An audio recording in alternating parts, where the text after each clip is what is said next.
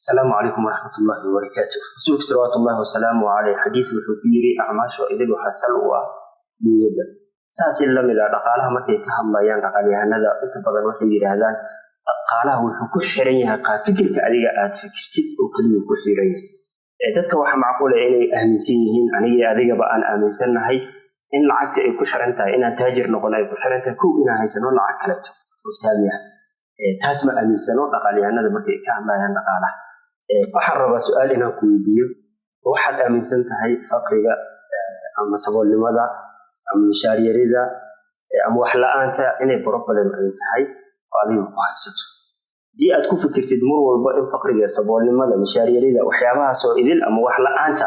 ay problem ay yihiin brother runtiisa ku jirta wada khaldan baad haysaa oo aan xal u gaarin halka wuxuu yahay saboolnimada faqriga problemadaas oo idil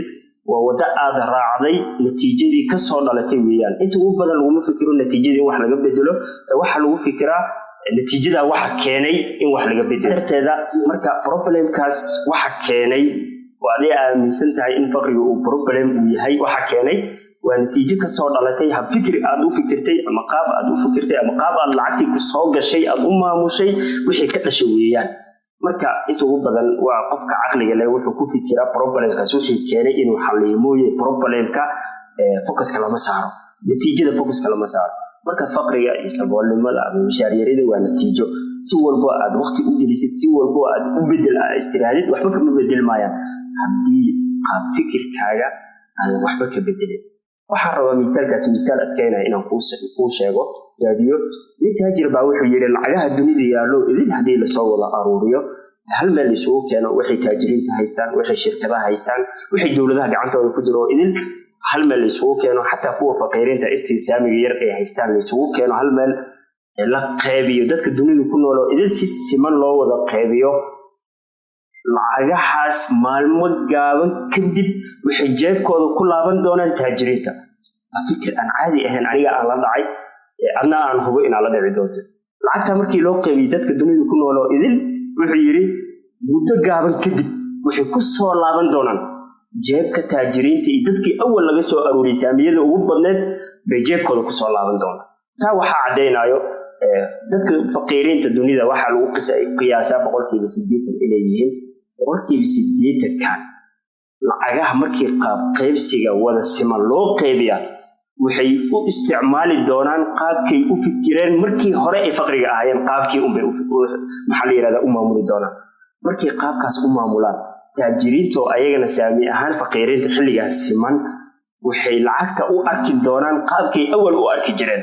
faqiiriinta lacagtu way ka soo bixi doontaa waxay gacantooda soo gali doontaa taajiriinta sababtoo ah qawaacidii awal labada kooxood ay isticmaaleen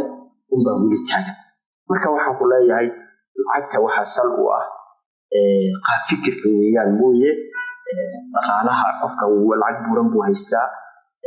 waxa la yiraahdaa sal uma ah qaacido uma ah qaacidadu waxa weeyaan adiga lacagta ka baxda wax ma ku soo gelisaa inta ugu badan dadka lacagaha markay shaqeynayaan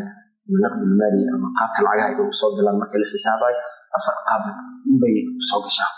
qofkan inuu yahay qof shaqaale ah oo mushaar u qaato ay ku soo gasho ama ma ana qofkan inuu yahay qof xirfadla ah xirfadda ay mishaar ka soo maxalli yiraahdo lacag ay u keento qofka saddexaad wuxuu yahay qof ganacsi leh ganacsigaasna asaga ka maqnaada ama ha joogo ganacsigaasna lacag ay ka soo gasho qofka afaraad wuxuu yahay qof investment tuu sameeyay ka tagay investmentiga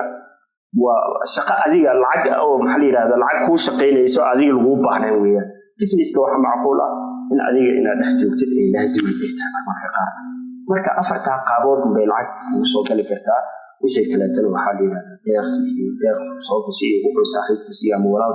waxa weeyaan marka laakiin markaad qof shaqeynaa tahay afartan wado u soo galaysaa marka afartan wado markay ku soo gasho xagee ku bixaysaa lacagta way ku soo galaysaa meel way ku baxdaa intay ku soo gashay intaysan bixin space baa u dhaxay space kaas waxa laga rabaa maamulkeeda inay hagaajisay waa aad ku fikirtid meesha ay kaaga bixaysa meel lacag ku soo laabanaysa. Assalaamu calaykum waraxmatullaahi